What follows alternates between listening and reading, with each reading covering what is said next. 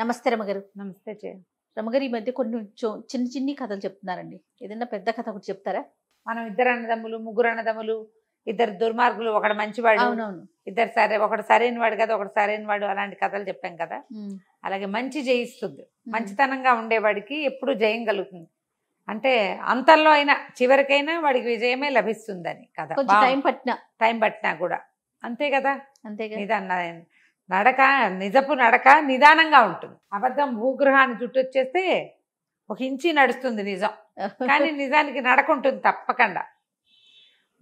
ఒక కొండచరి మీద ఒక కాపు ఒక ఆయన ఉండేవాడట. ఆయనకి ముగ్గురు పిల్లలు, ఇద్దరు మగపిల్లలు, ఒక ఆడపిల్ల. అయితే ఏమైంది, వీళ్ళు రోజు మగపిల్లలేమో గొడ్లు గాయటానికి వెళ్ళిపోయేవాళ్ళు, మేకల్ని తోలుకెళ్ళేది కూతురు.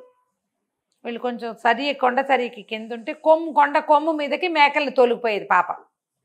దానికి ఒక 14-15 ఏళ్ళు ఉంటాయి. పిల్ల చక్కగా అందంగా ఉండేది. కొండల మీద ఉండే పిల్లలు ఆరోగ్యంగా ఉంటారు. ఒకనాడు అది మేకలు తోలుకుంటూ పైకి వెళ్ళింది. అయితే వీళ్ళు కింద ఉండి కాస్త అప్పుడప్పుడు పిల్ల ఎక్కడుందని గమనించుకుంటారు. గమనించి మేకలు కనపడతాయి, లీలగా పిల్ల లంగా జాకెట్టు కనపడుతూ ఉంటాయి. ఒక వెండి మబ్బు ఒకటి ఇట్లా పొగమంచులాగా కొండ మీదకి జారిందని, ఆ జారి ఈ పిల్ల మీదకి వచ్చిందని, తర్వాత పిల్ల కనపడలేదని తెలుసుకున్నారు వాళ్ళు. ఇంకా ఆ చుట్టుపక్కల ఇళ్ళు కొన్ని ఉన్నాయి, వాళ్ళంతా కూడా చూసారు. వెండి మబ్బు ఒకటి రావటము, మబ్బు అప్పుడప్పుడు ఆకాశపు కొండ కొమ్ములకి మబ్బులు మీదకి వస్తాయి కదా, ఆ మబ్బుతో పాటు పిల్ల కూడా మాయమైంది. మేకలు దిగొచ్చేసాయి. సాయంత్రం ఎంత వెతికినా పిల్ల కనపడలా. సంవత్సరం గడిచింది. అయితే ఈ కొడుకులు ఇద్దరిలో పెద్దవాడు, నాన్న అమ్మాయి కనపడక ఏడాది అయింది, ఇంకా నేను పిల్లని వెతకడానికి వెళ్ళడానికి నిశ్చయించుకున్నా, నేను వెళ్తాను అని చెప్పాడు. చెప్పేసరికల్లా పెద్ద నాన్న అన్నాడు, వెళ్ళడం మంచిదే నాయన, నాన్న వెళ్ళమంటావా అని నన్ను అడగకుండా నువ్వే నిర్ణయించుకోవడం బాగుండలేదు. నువ్వు నిర్ణయించుకోకూడదు, నిర్ణయం తీసుకుని నువ్వు డెసిషన్ చెప్తున్నావు, నువ్వేం చేయాలి, అడగాలి తండ్రిని అనేసరికల్లా వీడేమన్నాడు, అడిగేదేమిటి, ఏడాది ఆగాం, నువ్వు ఎంతటి నువ్వు చెప్పలేదు, నా అంతటి నేను డిసైడ్ చేసుకున్నాను, నేను వెళ్తాను అంతేనన్నాడు. అయితే తల్లిని, అమ్మ నాకు రొట్టె కాల్చివు, నేను వెళ్తానన్నాడు. దుప్పుల వనం అని ఒక వనం ఉందట అక్కడ. ఆ దుప్పుల వనంలో మాయమంత్రాల వాళ్ళు ఎవరో ఉన్నారని, అక్కడికి వెళ్తే పిల్ల దొరుకుతుందని మాట్లాడుకున్నాడు చుట్టుపక్కల వాళ్ళతో. ఆవిడేమంది, నాయన పని ఎక్కువ చేసి పెద్ద రొట్టె కాల్చమన్నావా, ఆపేక్షగా చిన్న రొట్టె కాల్చమన్నావా అని అడిగింది. ఆవిడికి కుర్రాడు తండ్రితో వినయంగా ప్రవర్తించలేదని తెలిసింది. ఆ కోపంతో అడిగింది. అడిగితే ఆపేక్ష అన్నం పెడుతుందా, పెద్ద రొట్టె కాల్చు అని చెప్పాడు అని నిర్లక్ష్యంగా చెప్పాడు. సరే ఆవిడ ఇంత రొట్టె కాల్చి ఇచ్చింది. సరే ఆ రొట్టె చేత్తో పుచ్చుకుని వాడు నడుచుకుంటూ పోయాడు. దుప్పుల వనం అని ఆ దుప్పుల వనంలోకి వెళ్ళాడు. బాగా నడిచి నడిచి నడిచి నడిచి ఎకంత దూరమో నడిచిన తర్వాత ఒక చట్రా ఏదో ఉంటే అక్కడ కనపడితే అక్కడ కూర్చుని రొట్టె తీసాడు తినడానికి. పెద్ద రొట్టె కాల్చింది మా అమ్మ అనుకున్నాడు. రొట్టె తీస్తే ఎక్కడి నుంచి ఒక బొంతకాకి వచ్చింది. అక్కడే నుంచి కా కా కా కా అంటుంటే ఏమన్నాడు, మా అమ్మ ఒక్క రొట్టె కాల్చి ఇచ్చింది, నీ తిండి నువ్వు పడాలి, నా తిండి నేను మోసు తెచ్చుకున్నా, నీకెందుకు పెడతాను పో అనేసి కాకి ఒక్క ముక్క పెట్టకుండా మొత్తం రొట్టె అంతా ఆరగించేసాడు. అక్కడి నుంచి ఆ దుప్పుల వనంలో నుంచి అలా నడుచుకుంటూ వెళ్తే దూరంగా వాడికి ఒక ఇల్లు కనపడింది. సరే ఈ రాత్రికి ఇక్కడ పడుకుందాము, ఇక్కడ ఉన్న వాళ్ళు ఎవరో చూద్దామని అందులోకి వెళ్ళాడు. వెళ్తే ఒక ముస్సిలి ఆయన ఉన్నాడు. ఎవర్రా అబ్బాయి ఏమిటంటే, మా చెల్లెల్ని వెతుక్కుంటూ వచ్చాను అన్నాడు. అంటే సరే ఏదో పడుకో అన్నాడు. రాత్రికి ఆ ఇంట్లో వీడు పడుకున్నాడు. తెల్లవారిన తర్వాత ఆయన ఏమన్నాడు, అబ్బాయి నాకు 3 మచ్చలావులు ఉన్నాయి, 3 మచ్చలావులని కాయాలి, కాసేందుకు కమతం ఉంటావా నా దగ్గర అని అడిగాడు.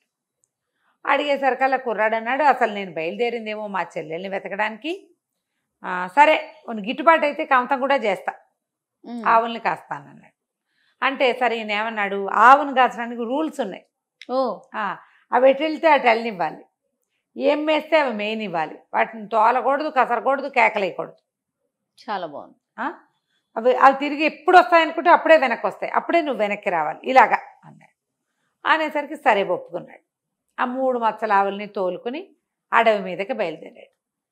అలా తోలుకుంటూ వెళ్తుంటే ఒక పెద్ద మైదానం అంది. ఈ మైదానంలోకి వెళ్ళేసరికల్లా ఆవుల దారిని ఆవులు పోతున్నాయి. వీడికి ఆవుల్ని వదలకూడదని ఇన్స్ట్రక్షన్ ఉంది, నువ్వు అవి ఎక్కడికి వెళ్తే నువ్వు అక్కడికి వెళ్ళాల్సిందే, అవి ఎక్కడ నీళ్ళు తాగితే నువ్వు ఒక నీళ్లు తాగాలి. మైదానంలోకి వెళ్ళేసరికి ఒక వెండి కోడి, బంగారు కోడి, 2 కోళ్ళు కనపడ్డాయి వీడికి. వెండి రంగులో ఒక కోడి, బంగారు రంగులో ఒక కోడి కనిపించింది. అవి ఎగురుతుంటే వీడికి పిచ్చి సరదా వచ్చేసింది. ఆవులను వదిలేసేసి ఈ కోళ్ల వెనకాల పడ్డాడు. ఎంత దూరమో పరిగెత్తాడు, కోళ్ళు అందలేదు కోళ్ళు. వదిలేశాడు. మళ్ళీ ఆవుల దగ్గరికి వెళ్ళాడు. అవి ఆ మైదానం దాటి ఇంకో ఎక్కడికో వెళ్తున్నాయి. వాటి వెనకాల పడిపోయాడు. అక్కడి నుంచి ఓ వెండి కర్ర, ఓ బంగారు కర్ర గాల్లో తేలుతూ కనపడ్డాయి వాడికి. మెరిసిపోతుంటే వస్తువుల మీద ఆసక్తి ఉంటుందిగా. ఈ ఆవుల వెనకాల లేడిక్కవాడు. ఆవులను వదిలేసి ఈ కర్రలు ఎగిరిపోతున్న ఆ కర్రల వెనకాల పడ్డాడు. వీడు పట్టుకోగానే అవి మాయమైపోయింది. అయ్యో. మళ్ళీ ఆవులు ఎక్కడున్నాయో చూసాడు. ఆ వాటి ఎటో పోతున్నాయి. వాటి వెనకాల పడి పరిగెత్తాడు. ఇంకా డౌన్లోకి వెళ్తే అక్కడ ఎన్ని పళ్ళ తోటలు ఉన్నాయో, ఎన్ని పళ్ళో, చెట్ల నిండా పళ్ళే. వీడు ఆవులను వదిలిపెట్టేశాడు. వీడు లెక్క ఏమిటి, ఆవుల తోటి ఉండాలి. వీడికి పట్టించుకోలే, ఎక్కడికక్కడ వదిలేస్తున్నాడు. పరిగెత్తుకుంటూ వెళ్ళి మరి చెట్లు ఎక్కేశాడు. పొట్ట పట్టినన్ని పళ్ళు ఆత్రంగా తిన్నాడు. ఎన్ని పళ్ళు తిన్నాడో. బట్టల నిండా పళ్ళ మరకలు, మూతి నిండా పళ్ళ మరకలు. చీకటి పడింది. ఆవులు మళ్ళీ రావడం మొదలుపెట్టినాయి. వాటి వెనకాల పడి వచ్చాడు. ఇంటికి వెళ్ళిపోయారు. ఆ ముసలాడున్న ఆ పాకల దగ్గరికి వెళ్ళిపోయినాయి ఆవులు. పాకలు ఉండేసరికల్లా ఆయన ఏమన్నాడు, తోలుకొచ్చావా అన్నాడు. తోలుకొచ్చానండి. ఆవులతోటే ఉన్నావా అన్నాడు. ఆవులతోటే ఉన్నాను అన్నాడు. సరే, పాలు తీసి నువ్వు ఎంత బాగా వీటి కాపలా కాసావో నేను తెలుసుకుంటానన్నాడు. పాలు తీసాడు. ఆవుల పాలు తీస్తే పల్చగా నీళ్ళల్లే, తెల్ల నీళ్ళల్లే ఉన్నాయి 3 ఆవుల పాలు. అక్కడి నుంచి ఆయన అన్నాడు, దుర్మార్గుడా, ఆవులకి సహాయం కావాలి, నువ్వు వాటితో లేవు. ఏ వస్తువు కనపడితే ఆ వస్తువు వెనకాల పరిగెత్తావు. నీకు మంచితనం లేదు, బుద్ధి లేదు, వినయం లేదు. కమతం చేయాలంటే యజమాని చెప్పినట్టు వినాలి. ఆవులకి వాటితోటి మనిషి ఉంటేనే శక్తి అని చెప్పి ఆ చేతిలో ఉన్న ఓ చిన్న గడ్డి కట్టతోటి వాడిని దెబ్బ కొట్టాడు. కొట్టేసరికల్లా వాడు రాయిగా మారిపోయి అక్కడ ఉండిపోయాడు. సంవత్సరం గడిచింది. ఏడాది తర్వాత చిన్న కొడుకు నాన్నని అడిగాడు, నాన్న, చెల్లాయి తప్పిపోయి 2 ఏళ్ళు, అన్నయ్య తప్పిపోయి ఏడాది అయింది. నన్ను ఏమైనా వెళ్ళమంటావా ఒకసారి వెతకడానికి అనేసరికల్లా నాన్న అన్నాడు, నాయన అడిగావు కదా, వెళ్ళిరా ఒకసారి తీసుకున్నావు. నువ్వు అడిగావు కదా, వెళ్ళనా అన్నావు కదా, వెళ్ళిరా చెల్లాయిని అన్నయ్యని తీసుకురా అన్నాడు. అక్కడి నుంచి వాళ్ళ అమ్మ అడిగింది, బాగా పనిచేసి పెద్ద రొట్టె కాల్చిన నాన్న, ఆపేక్షతో చిన్న రొట్టె కాల్చనా అని అడిగితే పిల్లాడు అన్నాడు, అమ్మ ఆపేక్షతో పెట్టేది చిన్న తుంపైనా చాలమ్మా, నీకు చేత వచ్చినంత ఆపేక్షగా చెయ్యి అని చెప్పి చిన్న రొట్టె కాల్చి చేతిలో పెట్టింది. 2వ వాడు నడుచుకుంటూ బయలుదేరితే దుప్పుల వనంలోకి వెళ్ళిపోయాడు. వెళ్ళేసరికి అలా చట్రాయి దగ్గర కూర్చొని తినడానికి తీసాడు రొట్టె. బొంతకాకి అరుచుకుంటూ వచ్చి అక్కడి నుంచునేసరికల్లా ఏం చేశాడు, అయ్యో ఆకలిస్తుందా, అన్నిసార్లు కాక అంటున్నావు, ఇదిగోనని రొట్టెలో కోసం ముక్క తుంచి పెట్టాడు. తిని మళ్ళీ కాకి మళ్ళీ అరిచింది. సగం తందిని సగం దానికి పెట్టేశాడు. అరిచిన బొంతకాకి ఎగురుకుంటూ పోయింది. వీడు నడుచుకుంటూ ఆ ముసలాయన ఇంట్లో ఏ ఇంటికి తన అన్నయ్య ప్రవేశించాడో అక్కడికి పోయాడు. ముస్సిలాయన బాగా పెద్దవాడు.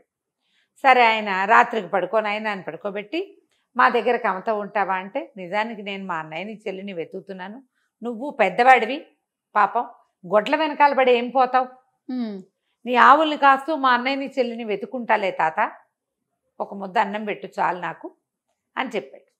ఆవుల్ని తోలుకుని బయలుదేరాడు. ఆవులు మైదానంలోకి వెళ్ళాయి. వీడికి వింత కోళ్ళు 2 కనపడ్డాయి, వెండి రంగు కోడి, బంగారు రంగు కోడి. చాలా ఆసక్తిగా చూశాడు, కానీ వీటిని మనం ఏం చేసుకుంటాం అనుకొని వాటి జోలికి వెళ్ళాల. వాటి దారిన అవి తిరుగుతుంటే వీడి దారిన వీడు ఆవుల దగ్గర నుంచున్నాడు. పోయి ఆవులతో పాటు నడవటం మొదలుపెట్టాడు. అక్కడి నుంచి ఇంకా ముందుకెళ్ళి ఆవులు మైదానాలు దాటి అడవిలోకి ప్రవేశించాయి. అడవిలో ఒక వెండి పొన్ను కర్ర, ఒక బంగారు పొన్ను కర్ర గాల్లో ఎగురుతూ కనపడ్డాయి. అలాంటి కర్రలు చూస్తే ఉత్సాహంగా ఉంటుంది కుర్రాళ్ళకి.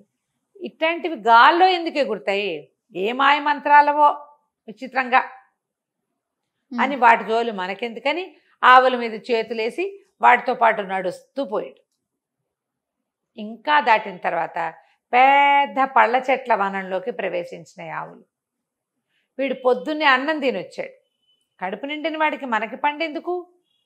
పళ్ళుంటే మాత్రం ఆయన ఆవులతోటి ఉండాలి. ఆయన చెప్పిన రూల్స్ అవి ఎటు వెళ్తే అటు వెళ్ళాలి. అవి ఏం తింటుంటే వాటి దగ్గరే నువ్వు నుంచోవాలి.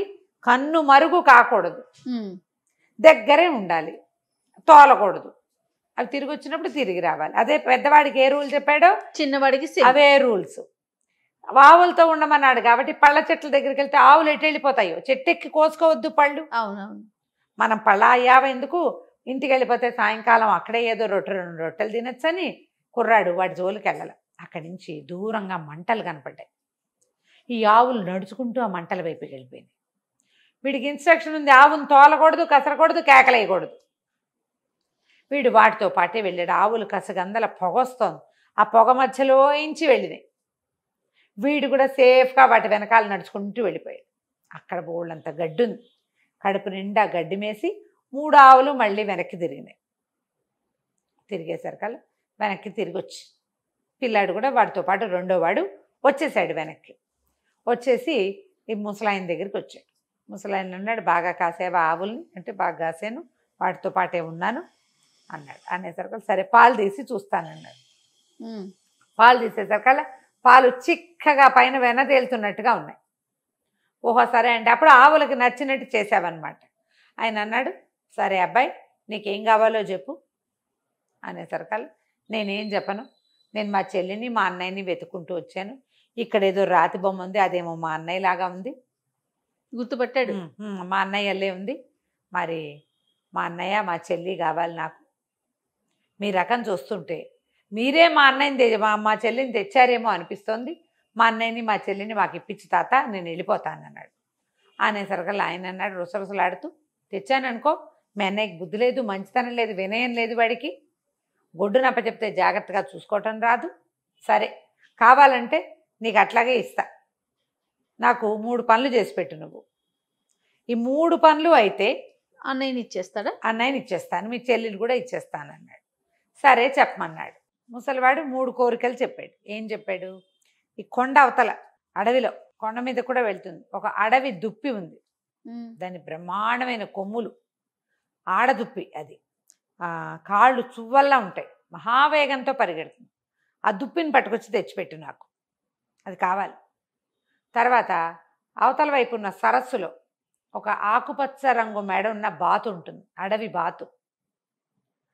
సరస్సు చుట్టుపక్కలే ఉంటుంది, ఆ బాతును పట్టుకురా. తర్వాత కొండల మధ్యలో కోనేరు ఒకటి ఉంది, ఆ కోనేట్లో ఎర్ర రంగు మొప్పలు, ఆకుపచ్చ రంగు తోక, పసుపచ్చ మెడ కింద పసుపు తార ఉన్న ఒక అద్భుతమైన చేప ఉంది. ఆ చేపను తెచ్చిపెట్టి, జల చేప. ఈ 3 పట్టుకురా, మీ తమ్ముడు మీ చెల్లిని మీ అన్నయ్యని ఇచ్చేస్తానన్నాడు. వీడు ఎట్టా తెస్తాడు? సరే కుర్రాడు బయలుదేరుతానన్నాడు. అక్కడి నుంచి అడవిలోకి బయలుదేరాడు. బయలుదేరితే దూరంగా వాడికి ఆ దుప్పి కనపడింది. ఆడదుప్పి ఎత్తుగా ఉంది, దాని కాళ్ళు నిజంగా చాలా బలంగా ఉన్నాయి. ఇక పరిగెత్తింది, వీడు దాని వెనకాల పడ్డాడు. పడి పడి పడి ఏమనుకున్నాడు, ఒక జాగిలం గనక ఉంటే దీన్ని పట్టేస్తాను నేను అనుకున్నాడు. సడన్గా ఎక్కడి నుంచి వచ్చిందో పెద్ద కుక్క వచ్చింది. అక్కడి నుంచి కుక్క వీడు కలిసి దాన్ని కాసేసి ఆ దుప్పిని కట్టేశారు. ఆ దుప్పిని భుజాన్ని వేసుకున్నాడు, అడవిలో గుర్తుగా ఓ చోట పెట్టాడు. అక్కడి నుంచి ఇప్పుడు సరస్సు దగ్గరికి బయలుదేరాడు. బయలుదేరేసరికి అలా సరస్సు దగ్గరికి వెళ్ళేసరికి వాడు రోజులు పడతాయి ఈ పనులన్నిటికీ. ఈ పైన బాతు ఎగురుతోంది, ఆకుపచ్చ రంగు మెడ ఉన్న బాతు ఎగురుతుండేసరికల్లా బొంతకాకి మొట్టమొదట వీడు రొట్టె పెట్టాడు కదా, ఆ కాకి పైనుంచి ఎగురుతూ తనే ఒక్క పోటు పొడిచింది ఆ బాతుని. పొడిచేసరికల్లా బాతు కేరమంటూ కింద పడిపోయింది. టక్కిన పట్టేశాడు దాన్ని. మెడ పట్టుకున్నాక ఇంకా బాతు ఎక్కడికి వెళ్ళలేదు. ముందొచ్చిన కుక్కని కూడా ఈ కాకే పంపించింది వాడికి సహాయం కోసం. వాడి వెనకాలే తిరుగుతోంది అది. అక్కడి నుంచి ఏమైంది, జల చేప కోసం వీడు కోనేట్లోకి వెళ్ళాడు. కోనేట్లోకి వెళ్ళేసరికల్లా ఒక అడవి పిల్లి నీళ్ళల్లోకి దూకి ఆ చేపను లాక్కొచ్చి వీడి చేతికి అప్పచెప్పింది. అవన్నీ ఎందుకు వచ్చినాయి, బొంతకాకి వల్ల వచ్చినాయి. అది అడవిలో ఉంటుంది కదా, అక్కడి నుంచి ఈ పిల్లిని, ఈ బాతుని, చేపని, బాతుని, ఆ దుప్పిని భుజాన్ని వేసుకుని ఈ కుర్రాడు నడుచుకుంటూ పోయి ఆ ముసలాయనకి అప్పచెప్పాడు. చెప్పేసరికి ఆయన మాయ మంత్రాల వాడికి తెలుసు ఏం జరిగిందో. ఈ 3 స్వాధీనపరుచుకుని లోపల పెట్టుకుని ఏం చేశాడు, ఈ రాత్రిలోగా ఉన్నాడు కదా అన్నయ్య, ఆ అన్నయ్యనేమో మనిషిని చేశాడు. లోపల మబ్బు లాంటి ఒక పదార్థంలో దాచిపెట్టిన పిల్లని కూడా బయటికి తీసుకొచ్చాడు. ఇదిగో మీ చెల్లి, సేవ చేయించుకునేందుకు తెచ్చుకున్నాను, వెనకాల పిల్ల మేకలు కాస్తుంది రోజు అని. నువ్వు మంచితనంతో మర్యాదతోటి ఈ పనులన్నీ చేసావు, మీ అన్నయ్యకి కూడా అది నేర్పించు, హాయిగా ఉండని అన్నయ్యని చెల్లిని తమ్ముడికి అప్పచెప్పాడు. వీళ్ళిద్దరిని వెంట పెట్టుకుని ఈ కుర్రాడు ఇంటికి నడుచుకుంటూ ఇంటికి తీసుకుపోయాడు. ఆ బొంతకాకి ఎప్పుడైనా ఓసారి వీడి కొద్దీ స్నేహం కొద్దీ వాళ్ళ ఇంటికి వెళ్ళి కనపడుతూ ఉండేది. ఆ తర్వాత ఎప్పుడూ వాళ్ళు కొండ కొమ్ములు ఎక్కల, ఆ కొమ్ము ఎక్కకుండా కిందనే తిరుగుతూ పనిచేసుకుని హాయిగా ఉన్నారు. కథ కంచికి మనం ఇంటికి. సూపర్. నమస్తే. నమస్తే.